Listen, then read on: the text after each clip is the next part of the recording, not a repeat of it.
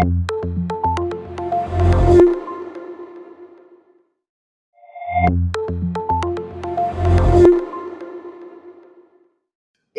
corresponde participar y coordinar en este bloque y agradecemos mucho toda su participación y el espacio que nos brindan en este Biolíderes 2021. Luego de poco más de 17 meses de enfrentar inimaginables retos, nuestro país y el mundo continuamos de forma resiliente atendiendo la pandemia. Ayer las autoridades de salud nos entregaban un nuevo reporte y para esta semana epidemiológica número 33 se han reportado 12.608 nuevos casos de COVID-19. Esto significa un incremento de un 7% con respecto a la semana epidemiológica número 32. Para darnos una referencia acerca de las lecciones que hemos aprendido como humanidad y como país, nos acompaña el doctor Christian Marín Müller, virólogo costarricense, CEO de Esperatum, investigador y emprendedor, y que en estos 17 meses ha desempeñado un nuevo rol como voz experta y es frecuentemente consultado por diferentes medios nacionales, pues para entender un poco la situación del virus y la evolución de la pandemia. El doctor Marín nos acercará hacia lecciones aprendidas en estos 17 meses. Doctor Marín, el espacio de Biolíderes 2021 es para usted. Buenos días. Muchas gracias, buenos días. Un gusto estar acá con todos ustedes. Hablemos un poquito de qué hemos aprendido en este último año y medio, que obviamente ha sido transformativo para todo el mundo. Y bueno, algunas lecciones que hemos aprendido son muy duras de haber tenido que pasar por ellas, pero espero que también salgan cosas buenas después de esta pandemia, que muchos de lo que hemos tenido que pasar vaya a ayudarnos a tener un mejor futuro, con mayores posibilidades y ojalá poder lograr más increíbles cosas en la ciencia que vayan a cambiar el destino de la salud humana. Bueno, lo primero que creo que descubrimos es que tenemos que estar mejor preparados. Esta no va a ser la última pandemia a la cual nos enfrentemos. No es la primera, pero definitivamente es la primera con el nivel de tecnología que tenemos. Y aún así, tuvimos muchos fallos al principio. Desde que no habían suficientes mascarillas para todos los trabajadores de salud, que no teníamos acceso a todas las cadenas de manufactura y procesos que tal vez nos habrían ayudado a tener una respuesta más rápida. ¿Verdad? Creo que hay muchas cosas que sabíamos desde hace tiempo que venían en caso de que hubiera una pandemia con algún virus similar a este. Ya habíamos vivido ¿verdad? Varios coronavirus que habían afectado fuertemente a la humanidad, el SARS-CoV-1 y el MERS, y sabíamos que esto venía y aún así no estábamos completamente preparados. Creo que eso implica, en otro de los puntos voy a conversar un poquito de lo que implica tener ese tipo de preparación. Tiene que ver con empezar desde muy temprano con la educación científica, con poder enseñarle a la gente cómo discernir y elegir entre la información que estamos enfrentando. También las respuestas de los gobiernos, las respuestas de colaboraciones internacionales, todo eso espero que podamos mejorarlo para prepararnos contra futuras pandemias que van a ocurrir indudablemente. Y en todos estos casos, pues ya sabemos y hemos visto de primera mano que hay que liderar conciencia. Los países que lideraron conciencia son los países que han podido controlar esto de una mejor manera, a pesar de que ningún país claramente lo ha podido controlar. Pero creo que si hubieran evitado muchísimas muertes y muchísimas pérdidas y muchísima dificultad, si todos los países del mundo hubieran liderado con ciencia por delante y no con política como se hizo en algunos casos. En el caso de Costa Rica, yo creo que se ha liderado con ciencia por delante, lo cual ha sido muy bueno, especialmente en el principio de la pandemia. Yo recuerdo haber participado en muchísimas reuniones con el Ministerio de Salud, donde habían científicos de diversos tipos, equipos multidisciplinarios, para poder tener todas esas mentes y toda esa colaboración detrás de idear formas de cómo lidiar con esta situación.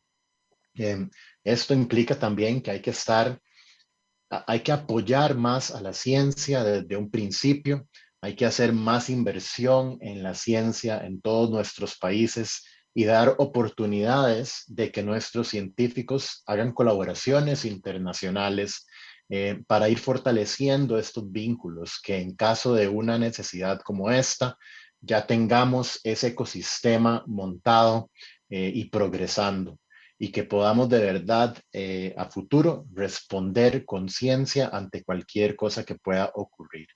Eso también implica tener una mejor comunicación de la ciencia que creo que es crítico para todos. Eh, Otra lección muy grande que la pongo aquí, más que nada para ilustrar algunas de las dicotomías que hemos tenido a lo largo de la pandemia o a las que nos hemos enfrentado, es que el virus se propaga por el aire.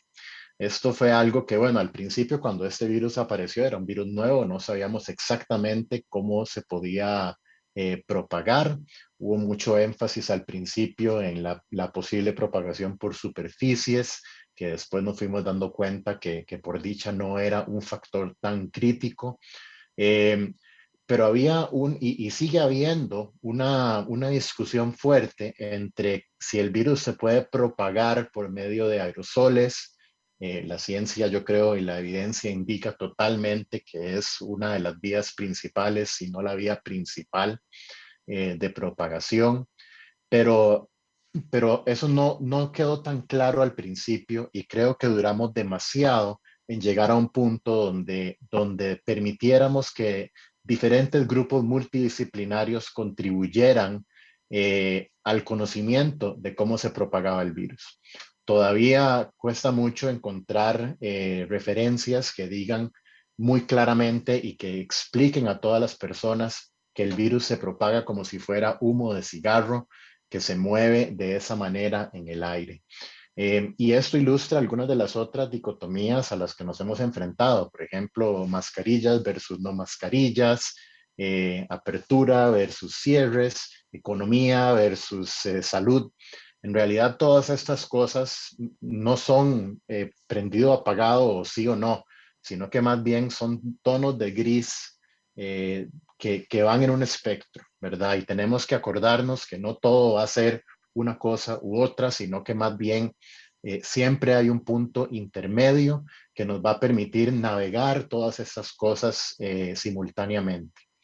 Entonces, recordemos que el virus se propaga de esta manera, eso nos va a ayudar a protegernos y es una de las cosas que hemos tenido que aprender a lo largo de la pandemia también. Para mucha gente que no está en el ámbito científico, es ir entendiendo que la evidencia evoluciona y que tenemos que evolucionar con la ciencia y con la evidencia. Si el día de hoy tenemos un dogma, una idea de cómo las cosas funcionan y mañana sale evidencia al contrario, pues tenemos que cambiar de parecer y tenemos que ser ágiles para poder tomar decisiones que permitan proteger a la mayor cantidad de personas de la mejor manera. Una de las mejores partes o las mejores lecciones que hemos aprendido, creo, y creo que es una de las que va a impactar de manera más fuerte al mundo de ahora en adelante, es que tenemos la capacidad de acelerar el desarrollo farmacéutico de una forma espectacular.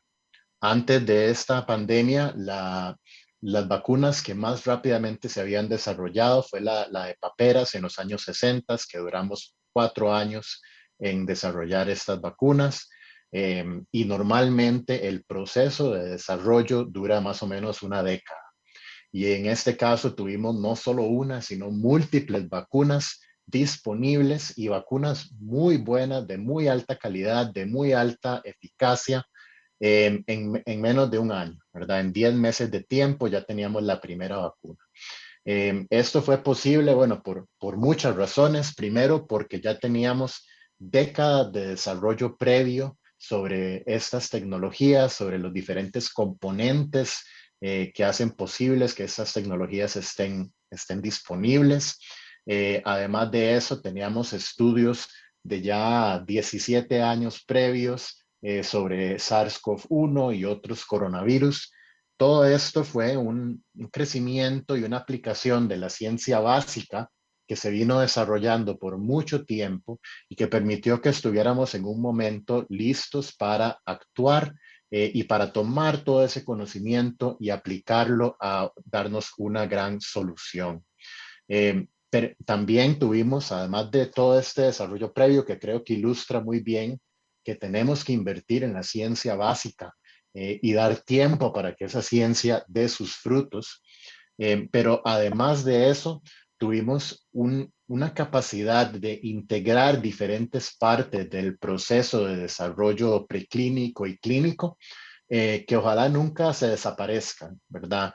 Hemos demostrado que podemos empezar procesos de manufactura desde muy temprano si tenemos la inversión y el apoyo correcto, que tenemos la capacidad de empezar a ampliar estas capacidades de manufactura eh, y que con el apoyo correcto podemos, en vez de hacer las cosas un paso a la vez, ir progresivamente en el desarrollo como lo hemos hecho por muchas décadas, podemos traslapar pasos. Podemos hacer fases 1 combinadas con fases 2 combinadas con fases 3, manufactura a lo largo de todo ese proceso.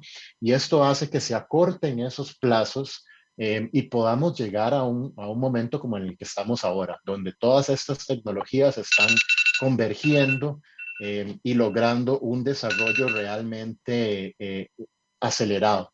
Que no se brinca ninguno de los pasos de estudios de seguridad, ni tampoco se limita a solo hacer ciertos pasos, sino que más bien hemos estudiado estas vacunas de una forma tremenda. Creo que son los fármacos más estudiados y vistos con un lente más potente de toda la historia de la humanidad. Y ya vemos los grandes éxitos que han sido. ¿Cuántas vidas han salvado estas vacunas? ¿Y qué podemos hacer con otras enfermedades si le ponemos este mismo enfoque? ¿Verdad? Si mañana dijéramos, vamos a poner el mismo nivel de inversión y de apoyo y de aporte de todos los gobiernos para, por ejemplo, eh, generar nuevos tratamientos contra el cáncer. En verdad, yo creo que estas lecciones van a cambiar el discurso de aquí a futuro de la medicina. Otro punto que ya he mencionado un par de veces es que tenemos que mejorar la educación y la comunicación de la ciencia a nivel global, en todos los aspectos, no solo para científicos y personas que están en esta área, sino para que el público en general también pueda tener un entendimiento de todo lo que ocurre en la ciencia y de por qué es importante el proceso científico y tener esta forma de pensar que es liderada por datos, por evidencia. Creo que es crítico que tengamos esto y más ante el gran nivel de desinformación que existe ahora, el problema de los algoritmos en las redes sociales, que si uno ve una teoría de conspiración, de repente le están llegando solo videos de teorías de conspiración. Todas esas cosas influyen a que se haya perdido o erosionado un poco de la confianza en la ciencia, la confianza en que de verdad los científicos tienen eh, lo mejor el mejor deseo de ayudar a la humanidad por delante. Y creo que es importante que tengamos desde muy temprano un sistema de comunicar cómo funciona este proceso y además apertura con la evidencia, apertura con los datos, apertura con compartir la ciencia con diferentes grupos multidisciplinarios, de colaborar y no encerrar la información, porque creo que eso permite que la desinformación tome más fuerza y ya vemos el impacto que eso ha tenido, por ejemplo, en Estados Unidos, donde 30% de las personas más o menos no se quieren vacunar por culpa de la desinformación. Entonces, importantísimo, importantísimo que como científicos y como personas que trabajamos en esta área, tomemos la iniciativa de propiciar información correcta de una forma que todo el mundo pueda entenderla para que todos podamos tomar las mejores decisiones sobre nuestra salud y cómo proteger a las demás personas. Otra lección crítica es que el potencial de la biotecnología es en realidad ilimitado. Si tenemos las oportunidades correctas, la apertura adecuada para colaborar, creo que podemos llegar lejísimos. Y estos nuevos desarrollos que se han logrado a raíz de esta pandemia son solo el comienzo de un futuro muy prometedor en la ciencia, de un futuro muy prometedor para la biotecnología. Y por último, creo que la lección más importante es entender que todos estamos interconectados y que nuestro bienestar es en realidad algo colectivo. Que no somos individuos, sino que más bien la sociedad necesita de acciones solidarias, necesita que tomemos acciones pensando en la equidad y a nivel global. Lo vemos con el acceso a las vacunas, que desafortunadamente no ha sido algo equitativo, ¿verdad? Los primeros meses de las vacunas, el 85% de las dosis fueron a dar a los 10 países más ricos del planeta, mientras que todavía hoy en día hay países que no tienen ni siquiera un 1% de su población vacunada. Y mientras que haya gente en riesgo, todos estamos en riesgo, porque el virus va a seguir mutando, van a seguir surgiendo nuevas variantes que se van a volver más y más problemáticas. Entonces, es importantísimo que busquemos maneras de que estos grandes logros científicos que estamos haciendo no se vean eliminados o diluidos por los grandes fallos que hemos tenido en la distribución de estas tecnologías, en la habilidad de que todos tengamos acceso y oportunidad de beneficiarnos con lo que se ha logrado de la ciencia. Tenemos que acordarnos que somos un planeta, que todos somos uno y que es necesario ser solidarios en todo lo que estamos haciendo para que como mundo podamos controlar futuras pandemias, podamos sacarle provecho al gran conocimiento que hemos creado hasta el momento. Muchísimas gracias y bueno, sigamos adelante, sigamos cuidándonos y sigamos existiendo el uno para el otro. Excelente, Cristian. Muchas gracias. Tenemos un par de preguntas para Cristian que quisiéramos compartir y aprovechar este momento. Yo rescato de tus palabras el tema de la humildad como humanidad, que nos habíamos vuelto un poco soberbios respecto de nuestras capacidades y esos procesos se han de alguna forma retardado muchísimo y esta pandemia pues nos muestra que es necesario que aceleremos todos los pasos posibles para que prontamente tengamos respuestas efectivas como lo hemos logrado. Cristian, hay un par de preguntitas que queríamos hacerte y también recordarle a todos los que nos siguen el evento, pueden en el chat de la plataforma hacer sus preguntas y yo con gusto se las puedo transferir. Nada más dependemos un poco del tiempo, pero la primera, Cristian, es desde que inició la pandemia nuestro país pues se enfocó en el abordaje de 3 asuntos relevantes. Primero fue apoyar la respuesta de las entidades de salud y pues eso incluía lo que habías mencionado sobre adquisición de suministros, productos esenciales para poder atender a los pacientes en los centros de salud. El otro elemento importante fue fortalecer el manejo y el abordaje de la crisis a partir de una estrategia y una gestión de emergencias y eso pues era parte ya de nuestra de nuestro quehacer y habían entidades relacionadas que nos podían aportar y ayudar en esto. Y el último elemento también fue el tema de los impactos sociales y económicos y cómo los cierres y nuestros sectores clave se fueron impactados por esta situación. Desde tu perspectiva, ¿cuáles deberían ser esos elementos de enfoque hoy para todos? Claro, bueno, yo creo que lo que estaba diciendo antes de las dicotomías y de que tenemos que poder entender que todas estas cosas en realidad están relacionadas. Creo que ahorita lo que ocupamos es tener un mensaje muy claro a las personas de cómo se pueden seguir cuidando, de que no es una sola cosa u otra sola cosa, sino de que más bien lograr ganarle a este virus requiere que tengamos diferentes capas de cuidado. Las vacunas son solo una parte de esa respuesta. También necesitamos seguir manteniendo los otros protocolos que nos han protegido hasta el momento y aplicarlos de una manera más firme y más adecuada, ¿verdad? No es suficiente entender que tenemos que usar mascarillas, sino más bien sería genial tener un mensaje de entender por qué ciertas mascarillas sirven mejor que otras, la importancia de que sellen bien alrededor de la cara, por ejemplo, de que sean de buenos materiales, el por qué tenemos que usarlas particularmente en espacios cerrados, donde el virus se puede acumular en ese espacio cerrado. Creo que estos mensajes son críticos ahora, en un momento donde la responsabilidad de cada uno de nosotros va a hacer una gran diferencia.